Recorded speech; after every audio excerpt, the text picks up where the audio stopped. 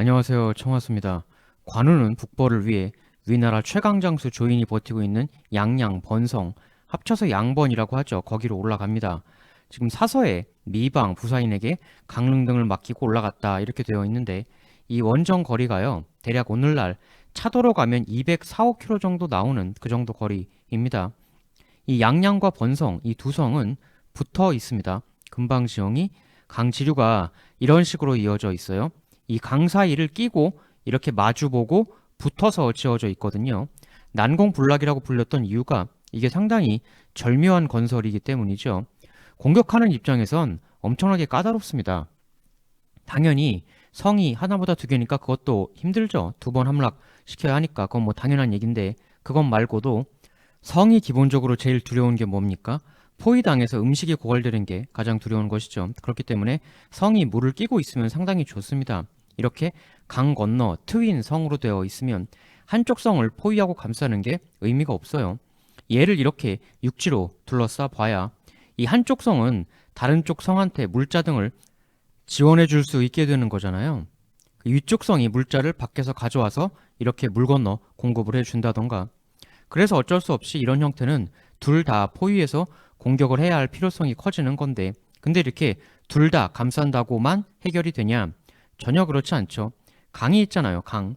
이 양쪽을, 양성을 육로로 다 싸버려도 강으로 성들이 외부와 소통을 할 수 있는 것 아닙니까? 그래서 강을 장악 못하면은 육로를 감싸는 게 의미가 떨어집니다. 그래서 공격하는 쪽에서는 반드시 이 사이 강을 장악해야만 해요.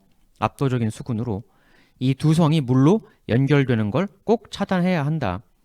육로와 수로, 게다가 두 성 다 틀어 막아야만 하는 굉장히 까다로운 건설. 일단 지금 같은 전황이면 양양보단 북쪽의 번성이 좀 더 전략적 가치가 있습니다. 왜냐하면 조조의 추가 지원이 온다면 북쪽에서 올 거잖아요. 굳이 둘 중에 하나를 버릴 거면 아래성을 버리는 게 낫죠. 윗성을 잃으면 북쪽으로부터 오는 지원이 차단막이 생겨버리는 거니까. 그래서 총사령관 조인도 번성에 주둔합니다. 양양에는 여상이란 인물을 주둔시켜요. 그럼 관우는 이 까다로운 양번을 어떻게 공략할 셈이었을까? 물을 끼고 있다는 것이 장점이면 세상 모든 일이 장점이 곧 단점이 되는 거죠. 관우는 상당히 많은 선박을 휘몰고 수륙 병진하여서 양번에 다다릅니다. 사서에 보면 이때 관우가 굉장히 큰 배, 대형 선박을 가지고 있었다라고 돼 있어요. 이게 나중 일을 보면 좀 예사롭지가 않은 건데요. 위나라 쪽에선 이때 양번을 지키고 있던 건 비단 조인만은 아니었습니다. 우선 조인과 함께 있었던 장수가 방덕이 있었죠. 정사 방덕전, 조조가 위남에서 마초를 격파하자 중략, 방덕은 마초를 쫓아 한중으로 나가 장로를 따랐다. 그러나 조조가 한중을 평정하자 방덕은 사람들을 이끌고 조조에게 항복하였다. 이 이후에 조조군 내에서 이런 바로 활약을 하게 됩니다. 후음 등이 완성해서 모반하자 방덕은 수하를 이끌고 조인과 더불어 완성 공략에 나섰다. 예전에 말씀드린 그 후음 반란 건 때 조인하고 같이 진압을 했다는 거죠. 방덕은 후음을 참한 후 그대로 남쪽으로 진군하여 번성에 주둔하고 관우 토벌에 나섰다. 그 후음 반란 이후 계속 조인하고 쪼인해서 관우를 대비한 양번 방어에도 투입이 되었던 것입니다. 근데 이때 방덕은 같은 위군 내에서 크나큰 경계와 의심을 받습니다. 방덕 사촌형이 방유라고 있어요. 근데 이 방유가 촉에서 일을 하고 있었거든요. 정사 방덕전. 당시 번성에 있던 위 장수들은 방덕의 사촌형이 한중에 있다 하여 방덕을 크게 의심하였다. 사촌형이 총나라에서 일하니 총나라 관우가 쳐들어오니까 방덕에 대해 불신의 눈초리를 마구 보냈다 이겁니다. 그러나 그들에 대해 방덕은 이렇게 말을 했습니다. 나는 국군을 입은 몸이니 죽음으로 그 의를 다할 것이요. 내가 직접 나가서 관우를 치겠소. 올해 안에 내 관우의 목을 베거나 아니면 내 목을 관우한테 내주거나 둘 중에 하나가 될 것이오. 이러면서 방덕은 성 밖으로 출전, 관우와 정면 승부를 벌립니다. 이때 방덕이 굉장히 선전을 했던 걸로 보여요.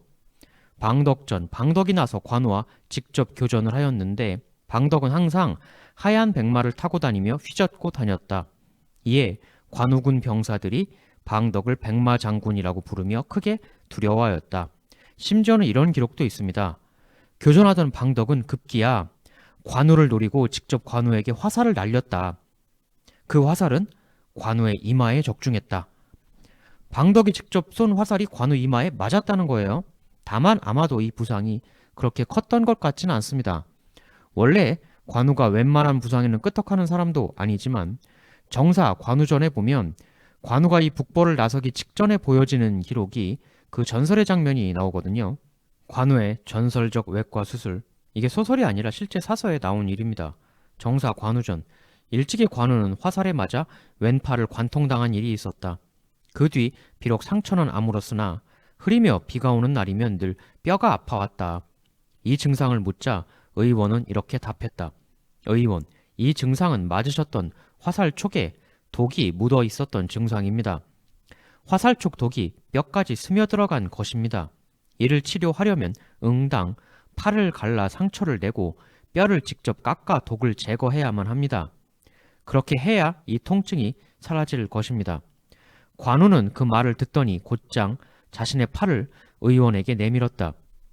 의원과 이 대화를 하던 때는 관우가 마침 제장들을 모아 함께 식사를 하던 와중이었는데 제장들에게 그냥 식사를 함께 계속하자고 하였다. 관우의 피는 몹시 많이 흘러 접시에 가득 찼으나 관우는 제장들과 잔을 주거니 받거니 하며 고기를 잘라 먹는 등 태연한 모습으로 일관했다. 팔을 가르고 뼈를 직접 깎아내는 대수술을 지금 밥 먹으면서 받았다는 거죠. 심지어는 제장들과 고기와 잔을 주거니 받거니 하면서 수술을 받았다. 근데 이게 소설 삼국지 연의에서는 바둑을 두면서 수술을 받았다라고 각색이 되었는데요. 근데 바둑보단 실제 사서가 더 대단한 거 아닌가요? 밥 먹으면서 수술 받는 거. 실제 사서의 내용입니다. 정말 사실이라면 진정한 초인이죠. 그리고 또 하나의 각색은 지금 이 수술을 한 의원이 화탈하는 것도 각색이죠. 실제 사서에서는 이 의원의 실명은 기재되어 있지 않습니다. 여하튼 방덕은 이렇게 관우에게 위협을 가하는 등 굉장히 고군분투합니다만 관우군을 밀어내거나 하진 못해요. 이후 위군은 조인의 명령하에 방덕을 강 북쪽 번성 이북 약 10여리 되는 지점으로 후퇴를 시킵니다. 그리고 조조의 명령으로 드디어 위나라 양번 지원군 병력이 당도를 하게 되죠. 우금 등이 7군의 병력을 휘몰고 양번에 당도했다 이렇게 기록되어 있는데요. 이게 상당히 결정적이고 거대한 지원 병력이었어요. 우금이 휘몰고 온 병력이 7군이었다. 7개 군이라는 거죠. 1군이 기본적으로는 12,500명 편성입니다. 그럼 곱하기 7하면 87,500명이에요. 물론 이 꽉 채운 7군이 온 것은 아닐 겁니다. 그래도 몇만 정도는 되는 큰 원군이 왔다 이렇게 보면 될 것 같아요. 하여 이 우금이 바깥에 나와 있던 방덕군하고 합류를 합니다. 다만 이 역시도 총사령관 조이는 번성 북쪽에 주둔을 시켜요. 왜 그랬냐면 이전 시간에 말씀드렸던 온회가 걱정했던 바로 장마, 그 시기가 왔기 때문이죠. 비가 내리기 시작합니다. 이 지역이 전통적으로 초가을에 큰 장마가 오는 그런 지역이었습니다. 장마가 오면 강이 범람을 하니까 성은 일단 성벽이 있잖아요. 그래서 그 물을 막을 수가 있죠. 근데 바깥에 나와 있는 군들은 그게 없으니 대신 강가에서 좀 멀리 떨어진 곳에 배치를 시킴으로써 혹시 범람한다고 해도 충분히 떨어져 있으면 괜찮으니까 조인, 방덕, 우금 이런 사람들이 경험이 없는 사람들이 아니고 상당한 명장들이기 때문에 기후, 환경 분석 이런 거는 기본적으로 알았겠죠. 당시 사서의 기록을 보면 제방의 존재가 또 언급이 되고 있어요. 제방을 만들어 두었었다는 거니까 홍수 범람도 어느 정도 예상을 했었다는 거죠. 평상시 양번, 근방, 지역 기후를 감안해서 이 정도 뒤로 물리면 된다, 충분하다라고 생각해서 충분히 뒤로 물린 거예요. 이곳 지형이 보면 번성 북쪽으로 가면 이쪽은 평지, 저지대예요. 그런데 비가 예년 오던 것을 감안하면 이제 이 정도면 그칠 때가 되었는데 그치지 않고 계속 퍼붓게 됩니다. 어마어마한 비가 열흘가량 지속이 돼요. 그러자 비를 머금던 이 사이에 흐르는 강이 드디어 펑 하고 대범람을 하게 됩니다. 그렇게 되자 번성 북쪽 10열이 이 정도면 되었다라고 하는 위치에 있던 방덕, 우금 등 7군이 있던 곳까지 물이 휩쓸려 들어가게 됩니다.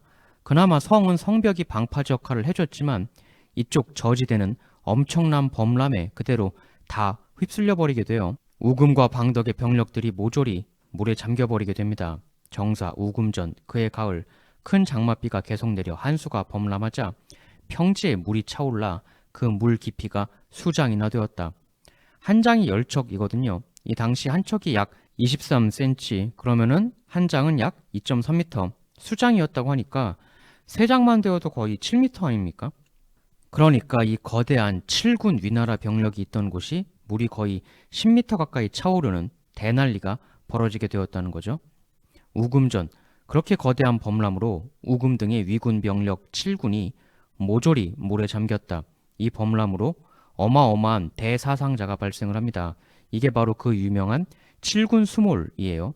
이때 범람이 하도 심해서 심지어는 성에 있던 번성의 조인조차도 엄청난 위기에 빠집니다.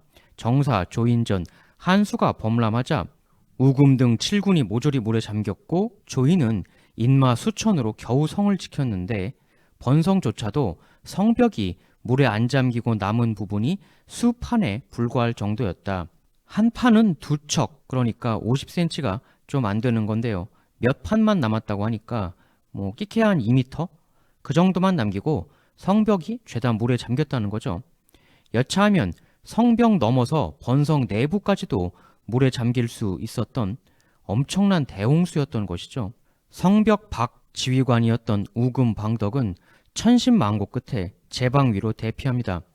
하지만 두 지휘관과 일부만 어찌어찌 살았을 뿐 병력 대다수는 수몰. 근데 이 주변 이렇게 대난리, 위군 괴멸, 그런데 관우군은 그럼 어떠한 피해를 입었느냐 이때. 물이 우금 방덕군 있는 쪽으로만 범람했을 리는 없을 거 아니에요. 금방 5만 군대가 다 넘쳤을 텐데 관우군의 피해는 어느 정도였을까? 놀랍게도 거의 피해를 입지 않았습니다. 이 부분이 희한하다라고 생각하시는 분들도 꽤 계신데요. 아니 어떻게 근처에서 같이 치고받고 하던 두 군세가 한쪽은 물에 거의 전멸을 당했는데 어찌하여 관우군은 피해를 거의 안 입을 수 있었느냐? 아까 조인이 방덕 등을 번성 북쪽 10여리로 뺐다고 말씀드렸죠. 그럼 관우는 어디로 갔냐? 아마도 이 양양 남쪽으로 빠졌던 걸로 보입니다. 근데 물이 이쪽으로 남으로 범람할 수도 있으니까 남쪽으로 빠졌다고 무조건 안전할 수는 없는 거잖아요. 근데 이 강 남쪽에는 고지대가 있었습니다. 현산이란 산이 있었어요. 비 때문에 방덕이 이리로 빠지는 걸 보고 관우는 이 산, 고지대로 올라갔던 걸로 보입니다. 그래서 강이 대범람을 하는 와중에도 관우는 피해를 거의 입지 않을 수 있었던 것이죠. 이렇게 위나라 7군 대부분이 처참히 수몰되는, 그리고 양번 근처가 완전히 물에 잠겨버린 모습을 고지대 위에서 내려다본 관우는 몰고 왔던 다수의 배들, 특히 사서에 대형 선박이라고 기록되어 있는 그 배들, 그거를 본격적으로 활용하기 시작합니다. 여기서 주목해 봐야 할 건 1. 대홍수, 위군이 전멸에 가까운 수몰을 당하는 상황에서도 관우는 거의 피해를 입지 않았다. 2. 그리고 이런 상황에서도 다수의 병력을 물 위로 운용할 수 있는 대형 선박을 많이 가지고 왔다. 이런 대물난리 때는 유속이 굉장히 빠릅니다. 작은 배는 이 빠른 유속 속에서 운용하기 상당히 힘들죠. 이런 난리에서는 큰 배가 상대적으로 훨씬 안정감이 있습니다. 관우가 대형 선박을 다수 가져온 것이 지금 딱 맞아 떨어지는 상황이 된 거죠. 많은 경우 그런 얘기가 있어요. 이 번성 대결이 급작스런 대홍수의 덕을 본 거지 관우가 뭐 크게 뛰어났던 게 있겠느냐라는 이야기도 있는데요. 그렇게만 치부하기 어려운 모습이 곳곳에 보인다는 거죠. 비슷한 지역에서 위군은 대수몰되는데 관우는 거의 피해를 안 입는 병력 운용을 한 점, 그리고 대물난리에 적합한 군수 물자를 갖추고 있었다는 점, 두 가지.